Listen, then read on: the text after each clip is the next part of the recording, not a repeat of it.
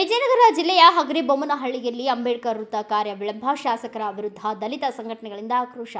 ಪಟ್ಟಣದಲ್ಲಿ doctor B R Ambedkar circle ನಿರ್ಮಾಣ ವಿಚಾರ ಇದೀಗ ದಲಿತ ಸಮುದಾಯದ ತೀವ್ರ ಆಕ್ರೋಶಕ್ಕೆ ಕಾರಣವಾಗಿದೆ.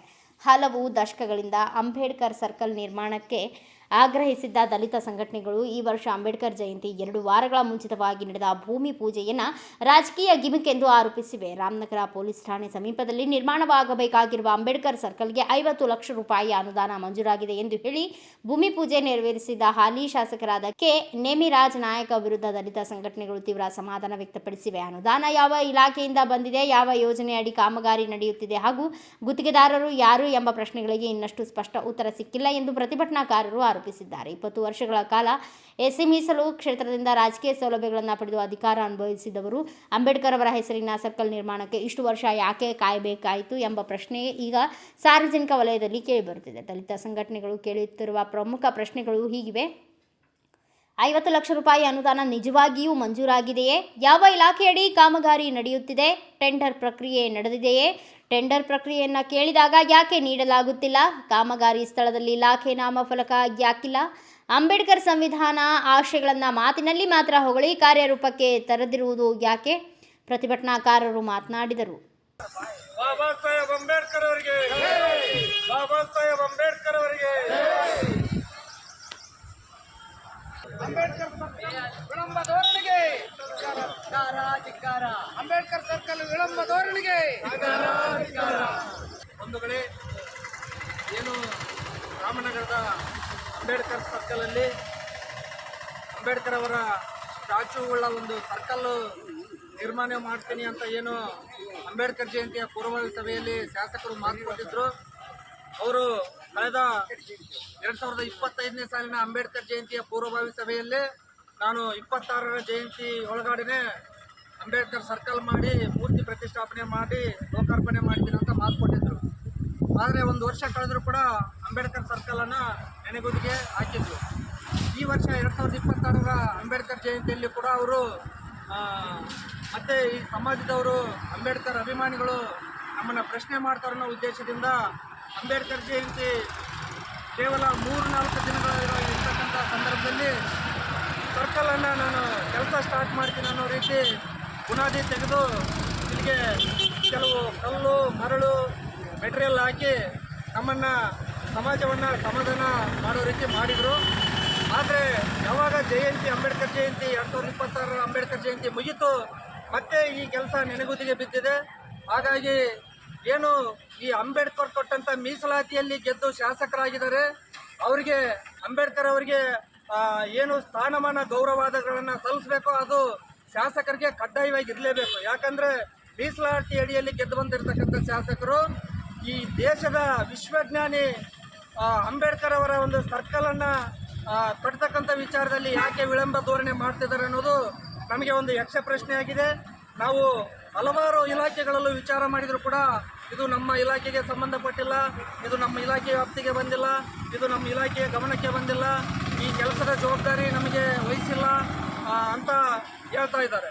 ಹಾಗಾಗಿ ಪ್ರೆಸೆಂಟಾಗಿ ಈ ಸರ್ಕಲ್ನ ನಿರ್ಮಾಣದ ವಸ್ತುಸ್ಥಿತಿ ಏನಿದೆ ಅದನ್ನು ಬಹಿರಂಗಪಡಿಸಬೇಕು. ಈ ಒಂದು ಸರ್ಕಲ್ ವಿಚಾರವಾಗಿ ಅವರು ಏನು ಒಂದು ಕ್ರಮ ಕೈಗೊಂಡಿದ್ದಾರೆ ಅನ್ನೋದ್ರ ಬಗ್ಗೆ ನಮ್ಮ ಸಾರ್ವಜನಿಕವಾಗಿ ಎಲ್ರಿಗೂ ಕೂಡ ಮಾಹಿತಿ ಕೊಡಬೇಕಂತ ಈ ಮೂಲಕ ಹೇಳ್ತಾ, ಮುಂದಿನ ದಿನಗಳಲ್ಲಿ ಈ ಅಂಬೇಡ್ಕರ್ ಸರ್ಕಲ್ ಮತ್ತು ಮೂರ್ತಿ ಪ್ರತಿಷ್ಠಾಪನೆಯ ಕೆಲಸ ನಿಲ್ಲಿಸಿದ್ದೇ ಆದರೆ, ಮೊಟಕುಗೊಳಿಸಿದ್ದೇ ಆದರೆ ಉಗ್ರ ಹೋರಾಟ ಈ ಸಮಾಜದಿಂದ ನಡೀತಾ ಇದೆ ಅಂತಕ್ಕಂಥ ಮಾತನ್ನು ಈ ಸಂದರ್ಭದಲ್ಲಿ ಹೇಳಿ, ಈ ಒಂದು ಉಗ್ರ ಹೋರಾಟದ ಜೊತೆಗೆ ಶಾಸಕರು ಎಲ್ಲಿ ಕಾರ್ಯಕ್ರಮಗಳನ್ನು ಮಾಡ್ತಾರೆ ಅಲ್ಲಿ ಕಪ್ಪು ಬಾವುಟ ಪ್ರದರ್ಶನ ಮಾಡಿ ಗೇರವ್ ಹಾಕುವಂಥ ಒಂದು ಕಾರ್ಯಕ್ರಮವನ್ನು ಹಮ್ಮಿಕೊಳ್ಬೇಕಾಗ್ತದೆ ಅಂತ ಅವ್ರಿಗೆ ಈ ಮೂಲಕ ಎಚ್ಚರಿಕೆ ಕೊಡ್ತಾ ಇದ್ದೀವಿ. ಈ ಕಾರ್ಯಕ್ರಮವನ್ನು ಉದ್ದೇಶಿಸಿ ನಮ್ಮ ಸಮುದಾಯ ಮುಖಂಡರಾದ ಮರೇಪಣ್ಣ ಅವರು ಕೂಡ ಒಂದು ಮಾತಾಡಬೇಕಾಗಿ ತಮ್ಮನ್ನು ಮನವಿ ಮಾಡ್ಕೊಳ್ತಾರೆ. ಬಾಬಾ ಸಾಹೇಬ್ ಅಂಬೇಡ್ಕರ್ ಅವರಿಗೆ ಜಯವಾಗಲಿ. ಬಾಬಾ ಸಾಹೇಬ್ ಅಂಬೇಡ್ಕರ್ ಅವರಿಗೆ ಜಯವಾಗಲಿ. ಈ ಕಡೆ ಡಾಕ್ಟರ್ ಬಿಆರ್ ಅಂಬೇಡ್ಕರ್ ಅವರ ಒಂದು ಪುತ್ಥಳಿ ಮತ್ತು ಪುಸ್ತಕವನ್ನು ಕಾರ್ಯಕ್ರಮದಲ್ಲಿ ಮಾಡಬೇಕಂತಂದೇಳಿ ಸುಮಾರು ಒಂದು 35 ವರ್ಷಗಳ ಹೋರಾಟದ ಹಾದಿಯಿಂದ ಹಿಡಿದು ಇಲ್ಲಿಯವರೆಗೆ ಬರೀ ಹೋರಾಟಗಳು ಮಾಡುವುದೇ ನಮ್ಮ ಸಂಘಟನೆಯ ಮತ್ತು ಮುಖಂಡರ ಕೆಲಸ ಆಗಿದೆ. ಆದರೆ ಅದು ಕಾರ್ಯಗತ ಇನ್ನೂ ವಿಳಂಬವಾಗ್ತಾ ಇದೆ. ಈ ಸರ್ಕಲ್ ವಿಚಾರವಾಗಿ ಅನೇಕ ಹೋರಾಟಗಳು, ಪ್ರತಿಭಟನೆಗಳು, ಪುರಸಭೆಯಲ್ಲಿ ಅನಿರ್ದಿಷ್ಟಾವಧಿ ಧರಣಿಗಳು ಮಾಡಿದ ನಂತರ ಈ ಜಾಗವನ್ನು ಬಾಬಾ ಸಾಹೇಬ್ ಅಂಬೇಡ್ಕರ್ ವೃತ್ತ ಅಂತಂದೇಳಿ ಪುರಸಭೆಯಲ್ಲಿ ಗುರ್ತು ಮಾಡಿ ತೆರವು ಮಾಡಿ ಇದನ್ನು ಅನುಮೋದನೆ ಮಾಡಿದ್ದಾರೆ. ಅನುಮೋದನೆ ಮಾಡಿ ಸುಮಾರು ಈಗ 15 ವರ್ಷಗಳ ಕಳೀತಾ ಬಂದಿದೆ. ಆದರೆ ಒಂದು ಸರ್ಕಲ್ ಮತ್ತು ಪುತ್ಥಳಿಯನ್ನು ಮಾಡೋದಕ್ಕೆ ಇಲ್ಲಿ ನಮ್ಮ ಕ್ಷೇತ್ರದ ಶಾಸಕರುಗಳಿಗೆ ಮನಸ್ಸಿದೆ. 20 ವರ್ಷಗಳ ಕಾಲ ಈ ಕ್ಷೇತ್ರವನ್ನು ಆಳಿದರು. ಅವ್ರು ಕೊಟ್ಟಂಥ ಮೀಸಲಾತಿಯಲ್ಲಿ ಅಧಿಕಾರವನ್ನು ತಗೊಂಡ್ರು. ಆದರೆ ಅವರ ಕೊಟ್ಟ ಮೀಸಲಾತಿಯಲ್ಲಿ ಅಧಿಕಾರ ಬೇಕು, ಅವರಿಗೆ ಗೌರವ ಕೊಡುವಂಥ ಕೆಲಸ ಇವತ್ತು ಯಾವ ಶಾಸಕರು ಕೂಡ ಮಾಡ್ತಾ ಇಲ್ಲ. ಇದು ಭಾಳ ಒಂದು ನೋವಿನ ಸಂಗತಿ. ಈ 2025ರ ಪೂರ್ವಭಾವಿ ಸಭೆಯಲ್ಲಿ ಜಯಂತಿ ಕೇಳಿದ್ವಿ.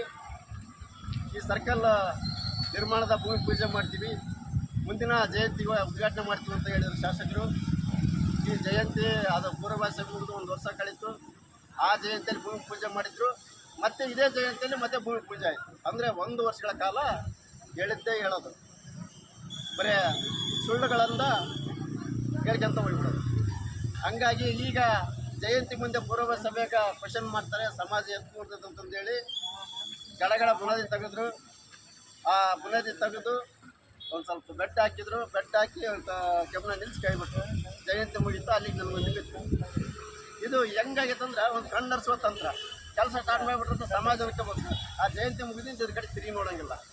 ಈ ಸರ್ಕಲ್ ವಿಚಾರವಾಗಿ ನಾನು ಲ್ಯಾಂಡರ್ ಮಲ್ಲಿಕಾರ್ಜುನ ಸರ್ ಅವ್ರಿಗೆ ಫೋನ್ ಮಾಡಿದೆ. ನಮಗಾಗಿಲ್ಲ ರೀ, ಅದು ನಮ್ಗೆ ಯಾವುದೇ ಅನುದಾನ ಇಲ್ಲ ಅಂತೇಳಿ. PRD ಬಸವರೆಡ್ಡಿ ಮಾಡಿದೆ, ಅವರು ಕೂಡ ನಮಗಿಲ್ಲ, ನಮಗಿರೋದು 15 ಲಕ್ಷ, ಯಾವುದೇ ಅನುದಾನ ಇಲ್ಲ ಅಂತ. ಎಲ್ಲ ಇಲಾಖೆ ಕೇಳ್ಕೊಂತ ಹೋದ್ರು ಯಾವುದೇ ಅಧಿಕಾರಿಗಳು ಕೂಡ ಸ್ಪಷ್ಟವಾದ ಉತ್ತರ ಇವತ್ತಿಗೆಲ್ಲ, ಇದ್ರ ವರ್ಕ್ ಆರ್ಡ್ರಿಗೆಲ್ಲ, ಎಸ್ಟಿಮೇಟು ಇಲ್ಲ. ಅಂದರೆ ನಮಗೆ ಗೊತ್ತಾಗುತ್ತೆ ಸಮಾಜಕ್ಕೆ ಒಂದು ಮೂಕಬೂದಿ ಹಚ್ಚುವಂಥ ಕೆಲಸ.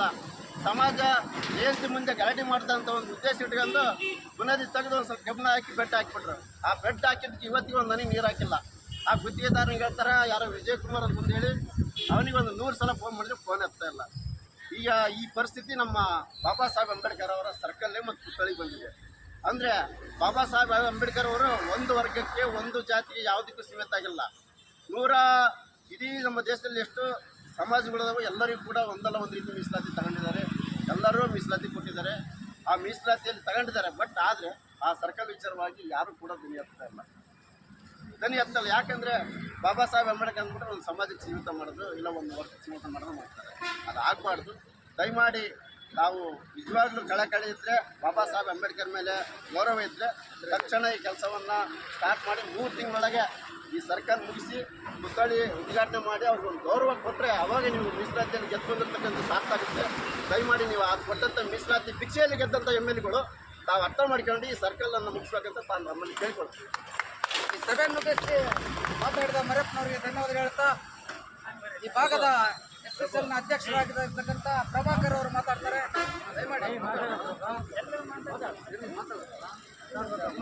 ಎಲ್ಲರಿಗೂ ನಮಸ್ಕಾರ. ಇವತ್ತಿಲ್ಲಿ ಕಲ್ತಿರೋ ಉದ್ದೇಶ ಇಷ್ಟೇ.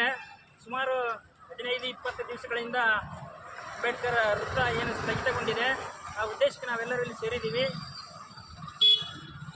ಈ ಭಾಗದ ಶಾಸಕರಿಗೆ ನಾವು ಇಷ್ಟೇ ಹೇಳೋದು, ಆದಷ್ಟು ಬೇಗ ಈ ಅಂಬೇಡ್ಕರ್ ವೃತ್ತ ಮತ್ತು ಕಂಚಿನ ಪುತ್ಥಳಿಯನ್ನು ಮಾಡಿ ತಾವು ಕೊಟ್ಟಂಥ ಮಾತನ್ನು ಉಳಿಸ್ಕೋಬೇಕು. ತಾವು ಕೊಟ್ಟಂಥ ಒಂದು ಭರವಸೆಯನ್ನು ನಮ್ಮ ಸಮುದಾಯಕ್ಕೆ ಈಡೇರಿಸಿಕೊಡ್ಬೇಕು. ಇಲ್ಲದೇ ಇದ್ದ ಪಕ್ಷದಲ್ಲಿ ಮುಂದಿನ ದಿನಗಳಲ್ಲಿ ನಾವು ದಲಿತ ಪರ ಸಂಘಟನೆಗಳಿಂದ ಉಗ್ರವಾದ ಒಂದು ರೂಪರೇಷೆಗಳನ್ನು ರೂಪಿಸಿ ಅನೇಕ ಒಂದು ಚಳವಳಿ ಅವರು ಮಾಡೋದ್ರ ಮೂಲಕ ನಮಗೆ ಎಚ್ಚರಿಕೆಯನ್ನು ಕೊಡ್ತೀವಿ ಅಂತ ಹೇಳಿ ನಾನು 2 ಮಾತನ್ನು ಮುಗಿಸ್ತೇನೆ. ಈ ಸಂದರ್ಭದಲ್ಲಿ ತಾಲೂಕು ಅಧ್ಯಕ್ಷ ಬ್ಲಾಕ್ ಕಾಂಗ್ರೆಸ್ SC ಘಟಕದ ಪದಾಧಿಕಾರಿಗಳು ಹಾಗೂ DSS ತಾಲೂಕು ಅಧ್ಯಕ್ಷ ಪರಶುರಾಮ ಹೆಗಡಳ್ ಸೇರಿದಂತೆ ಮರಿಯಪ್ಪ ದಸಮಾಪುರ, ರಮೇಶ್ ಚಿಂತ್ರಪಳ್ಳಿ, ಬಸವರಾಜ್ ಕಾಳಿ, ಫಕೀರಪ್ಪ ಕಡ್ಲಬಾಳು, ಕೊಟ್ಟೆಪ್ಪ ದೂಪದಹಳ್ಳಿ, ನಾಗರಾಜ ಕಲ್ಲಹಳ್ಳಿ, ಮೈಲಪ್ಪ ಕೋಗಳಿ ಸೇರಿದಂತೆ ಅನೇಕರು ಉಪಸ್ಥಿತರಿದ್ದರು. Bureau report M. Manjunath, Bharat Vaibhav news, Hagaribommanahalli. Thanks for watching. Read, discuss, and debate with editor Dr. Yan Prashant Rao. Wanted reporters in print, digital, and visual media for Bharat Vaibhav Daily Newspaper, BV News 5 Channel, and BV Fast Web News from all the talukas of Karnataka, Goa, and Maharashtra. If interested, send your resume to 9019229369.